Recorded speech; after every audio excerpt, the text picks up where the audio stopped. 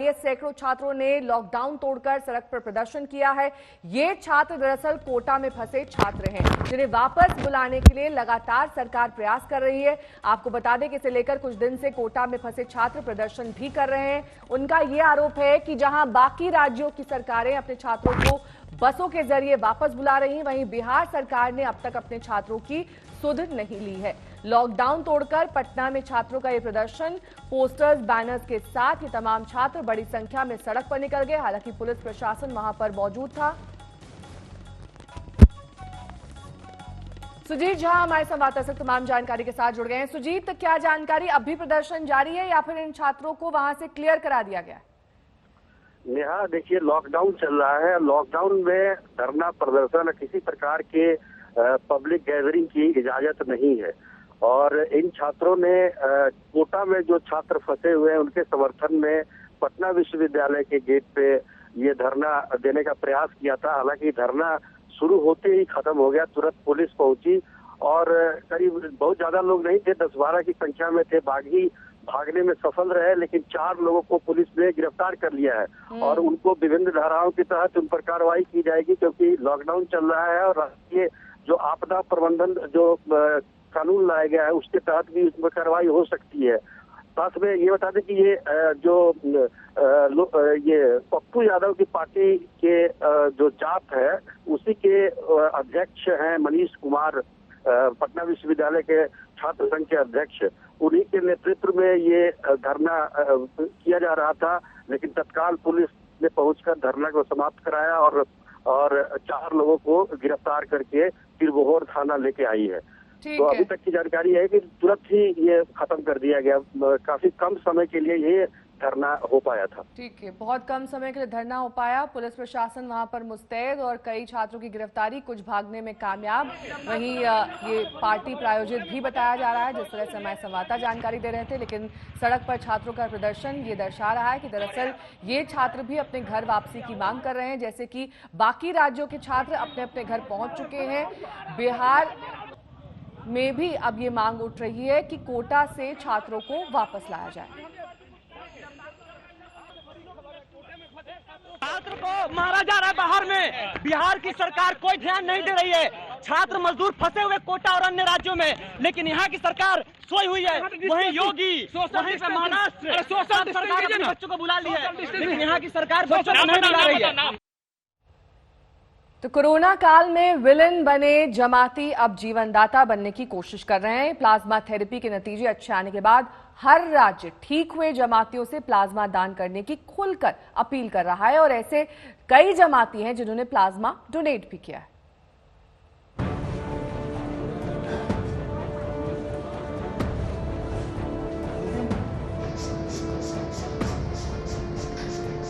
इस तस्वीर को गौर से देख लीजिए। कल तक ये लोग विलन बने हुए थे। देश में कोरोना फैलाने का इन पर आरोप लग रहा था, लेकिन अब ये कोरोना से जिंदगी बचाने के अभियान के अगुवा बन गए हैं।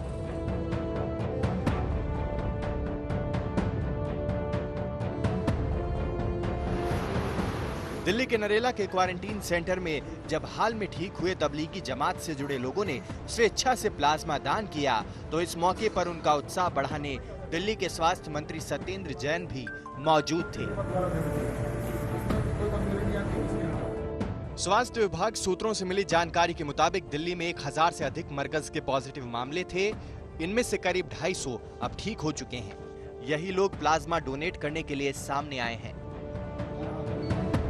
सुल्तानपुरी के क्वारंटीन कैंप में रहे तबलीगी जमात के करीब 50 लोग और नरेला के कैंप से 20 लोग आज प्लाज्मा डोनेट करने सामने आए। देखिएगा, मैं सिर्फ डोनेशन नहीं, वहाँ पे पूरी फैसिलिटी को भी देखने गया था। मतलब ठीक इंजाम है, अच्छे इंजाम है। लोगों से मिला, बातचीत की, दे आर हैप्पी और कई लोगों ने अभी तक डोनेशन कर चुके हैं। ऐसी ही तस्वीर मुंबई से भी सामने आई। मुंबई के अब्दुल रहमान कोरोना वॉरियर हैं। 21 मार्च को उनकी कोरोना रिपोर्ट पॉजिटिव आई। कस्तूरबा अस्पताल में उनका इलाज चला और हफ्ते भर बाद वो ठीक हो गए। अब उन्हें प्लाज्मा डोनेट करने के लिए नैयर अस्पताल से फोन आया और वो इस नेक काम के लिए भागे चले आए। वहाँ से फ़ोन आया नायर से कि आप अगर जो पॉजिटिव पेशेंट अच्छे हो के आए तो उनका है ना प्लाज्मा लेकर, जो पेशेंट अच्छे नहीं हो रहे हैं उनको हम उसमें आपका प्लाज्मा डालेंगे तो ऊपर वाले की दुआ रहेगी तो वो भी अच्छा हो जाएगा, इसके लिए मुझको बुलाया गया था।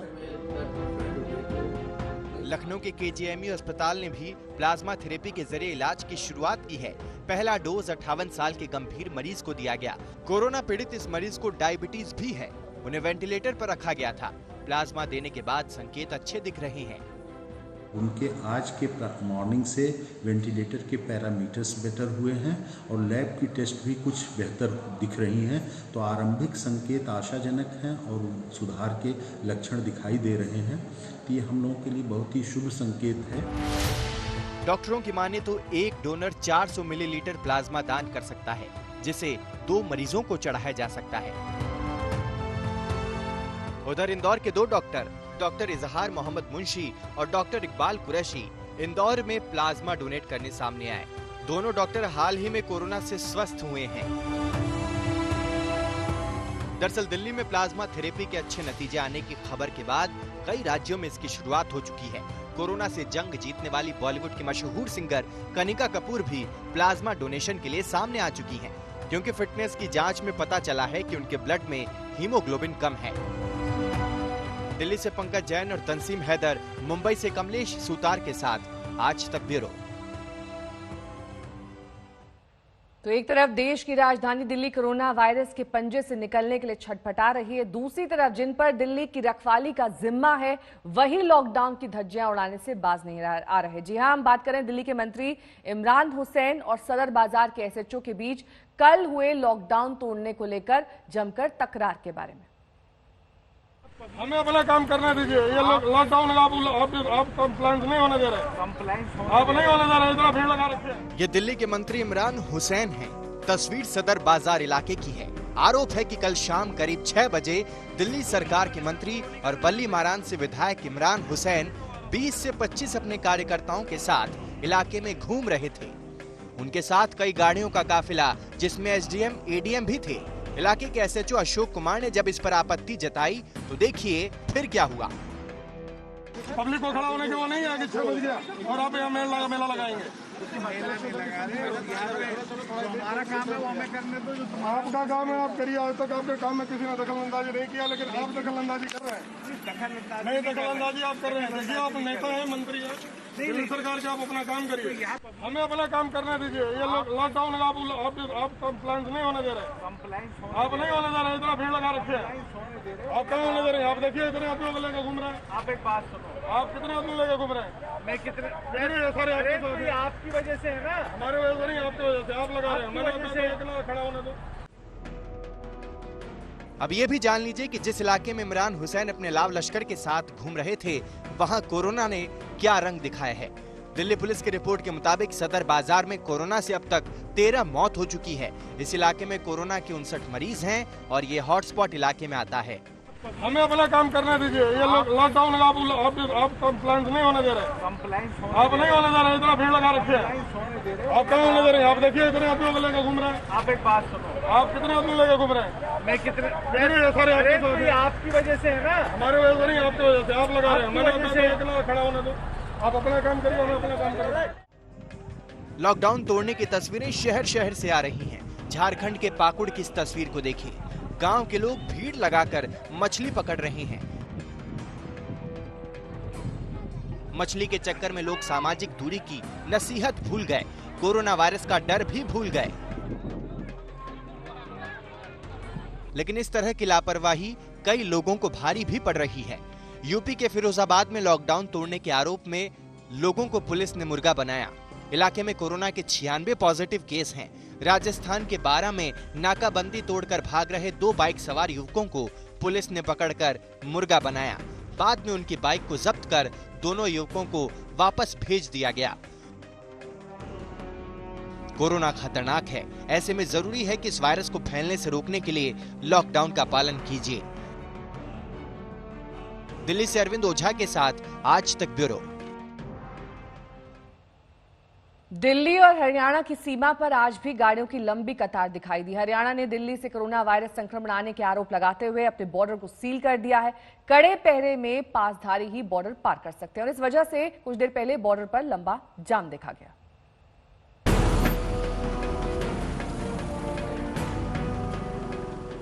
इस तस्वीर को देखकर भला कौन कहेगा कि देश में संपूर्ण लॉकडाउन है। गाड़ियों की वही लंबी कतार जो आम दिनों में दिखती है।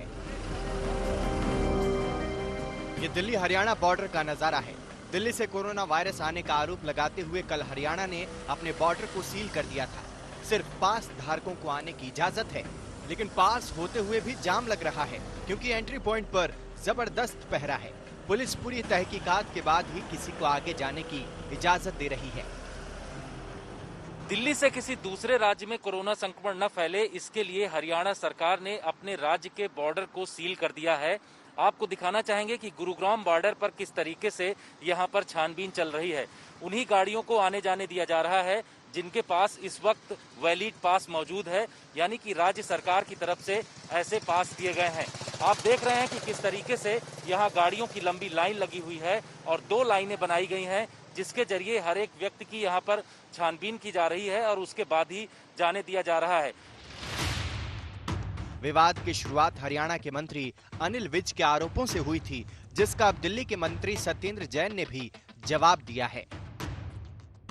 जो दिल्ली में नौकरी करते हैं और रहते हरियाणा में है, वो रोजाना पास बनाकर वहां से आ रहे हैं और वो कोरोना कैरियर बने हुए हैं। मेरी दिल्ली के मुख्यमंत्री जी से ये कहना है कि जो उनके कर्मचारी दिल्ली में काम कर रहे हैं, उनके रहने की व्यवस्था वो दिल्ली में ही करें।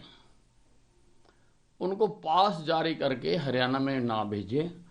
इससे हरियाणा में कोरोना संक्रमित केसों की संख्या बढ़ रही है। ये कहना ठीक नहीं है इस और मैं इस विवाद में ज्यादा पढ़ना नहीं चाहता। दिल्ली के लिए ये बेहद अजीबोगरीब स्थिति है। इससे पहले नोएडा और गाजियाबाद जिला प्रशासन ने ऐसे ही आरोप लगाकर अपनी अपनी सीमाओं को सील कर दिया था। पड़ोसी राज्यों के लिए दिल्ली एक तरह से लाइफलाइन की तरह है। यूपी हरियाणा से हजारों लोग यहाँ काम करने आते हैं और इसी तरह दिल्ली से भिन्न राज्यों में हजारों लोग आते हैं। ऐसे में बॉर्डर को सील करना यकीनन परेशानी भरा है। दिल्ली से जितेंद्र बहादुर सिंह के साथ आज तक ब्यूरो। कोरोना के खिलाफ जंग में शामिल तमाम लोगों के लिए मुंबई की मेयर किशोरी पेडनेकर ने नई मिसाल पेश की है। दरअसल पेडनेकर कल नर्सों का मनोबल बढ़ाने नर्स की पोशाक में मुंबई के नायर अस्पताल पहुंची। बीएमसी के अस्पताल में पेडनेकर बतौर नर्स काम कर चुकी हैं।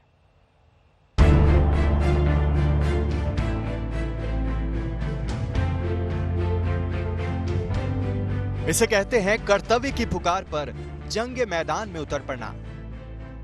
इसे कहते हैं निजी सुख दुख की परवाह किए बगैर अपनी जनता के प्रति फर्ज को निभाना।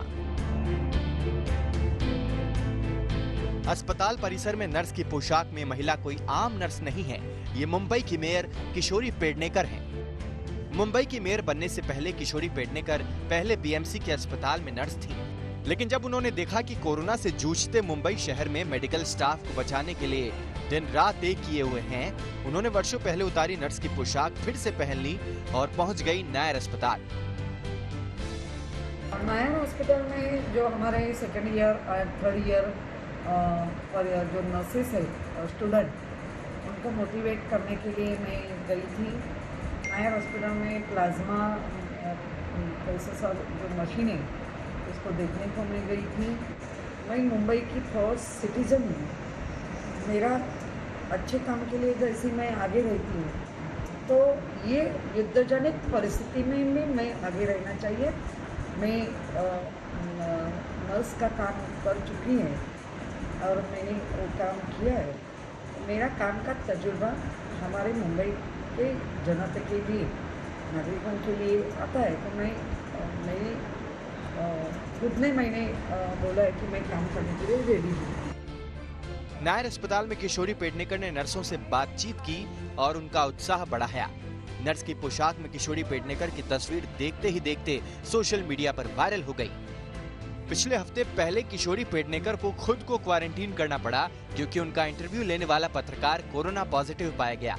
बाद में टेस्ट कराने पर वो नेगेटिव पाई गईं।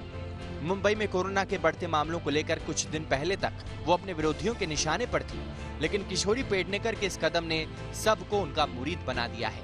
कमलेश सुतार, मुंबई, आज तक।